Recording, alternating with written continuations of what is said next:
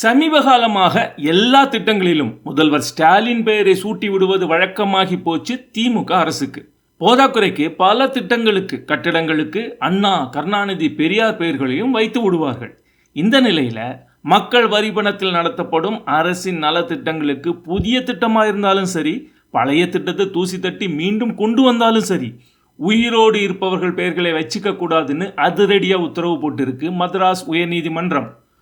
உங்களுடன் ஸ்டாலின், நலம் காக்கும் ஸ்டாலின் என்றெல்லாம் அரசு திட்டங்களுக்கு தன் பெயரை வைத்து விளம்பரம் தேடிய மு.க. ஸ்டாலின் அரசின் தலையில் இடியை இறக்கி இருக்கிறது இந்த இடைக்கால உத்தரவு.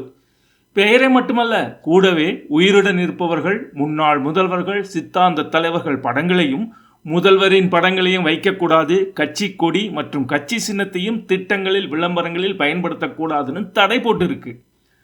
Common cause versus union of India மற்றும் கர்நாடக மாநிலம் வர்சஸ் காமன் காஸ் வழக்கில் உச்ச நீதிமன்றம் வழங்கிய முந்தைய தீர்ப்புகளை மேற்கோள் காட்டி இத்தகைய தடை விதித்திருக்கு மദ്രാஸ் ஹைகோர்ட்.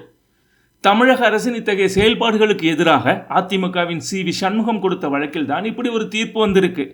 அதெல்லாம் முடியாது, அப்படி பேர் வச்சா என்ன தப்புன்னு அரசு சார்பில் வாதிட்ட எம்பி வில்சன், எங்கள் தலைவர்களை, எங்கள் அரசை அவதூறு செய்ய அரசியல் காழ்ப்புணர்ச்சியோடு போடப்பட்ட வழக்கு என்றும் நமோ மற்றும் அம்மானு பல திட்டங்களுக்கு பேர் இருக்கே என்று வாதிட்டும் எந்த பலனும் இல்லை, பேரை மாத்திட்டு திட்டத்தை நடத்திக்கிங்கன்னு கண்டிப்பா சொல்லிடுச்சு நீதிமன்றம்.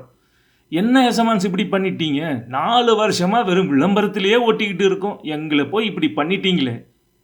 ஸ்டாலின் பேரை வைக்கக்கூடாது, சித்தாந்த தலைவர்கள் பேரை வைக்கக்கூடாதுன்னு ஆயிடுச்சே, இனி இந்த திட்டங்கள் இருந்தா என்ன இல்லாட்டி என்னன்னு திட்டங்களை ரத்து பண்ணிடுமா, இல்லை பெயரை மாத்திட்டு திட்டங்களை தொடருமா அரசு?